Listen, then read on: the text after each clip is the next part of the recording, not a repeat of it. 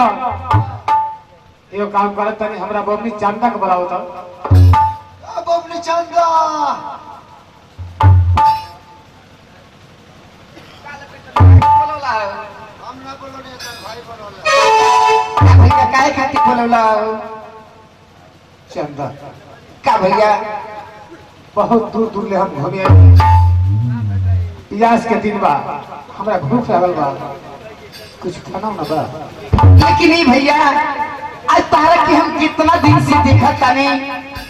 कितना समय से खाना खाता रहा ना समय से पानी पियता रहा आज ही गावी तो कल हो गावी ये भैया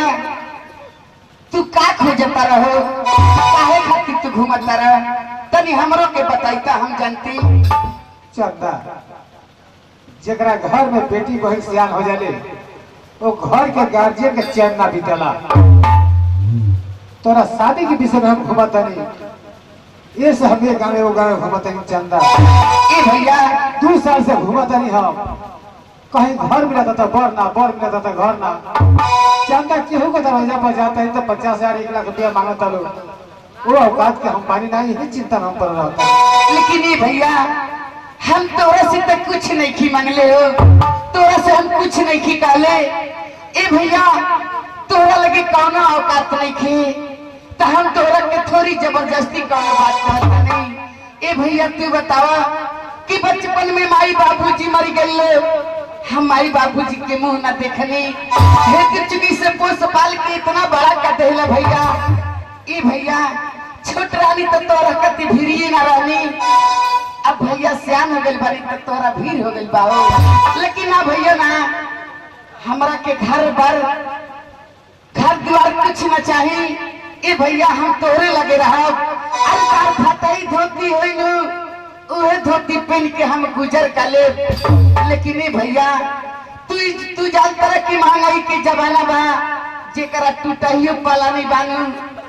तगर बेटी वाला जाता रहे तो ये कहीं को बात कहता रहे कि देखी हम का मांगब ना मांगब ये घड़ी महंगाई जमाना बा अरे वो का देव हमके छोड़ी कुछ मत दे 50,000 रुपया एगो गाड़ी दे दे ते भैया हम जाता नहीं तू हमारा फिर में मत पड़ा चल तो कुछ खाना खा ले घरे चंदा इतार भूलवा केहू के बेटी बहन घर में सियान हो जाले एक घर से दूसरा घर जरूर जाले चंदा जो घर 2 कट्ठा खेत बा उहो बेच के तोरा शादी में लगा देना शादी तो तार जरूर करो ठीक बा भैया तू गार्जियन हुआ तोरा आगे हम लड़के ने बानी तोरा जब नीमन बुझाई तब ने करिए चल कुछ खा लेकिन चंदा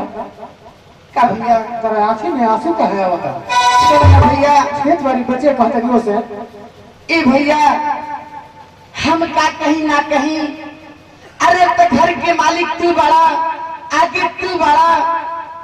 तो हम अपना कर्म के झोंका ताने कि हमारा नसीब में का लिखा ना चंदा लेकिन आंख से आंसू मत डुबाओ ठीक बा भैया चला अरे अल्लाह समय आए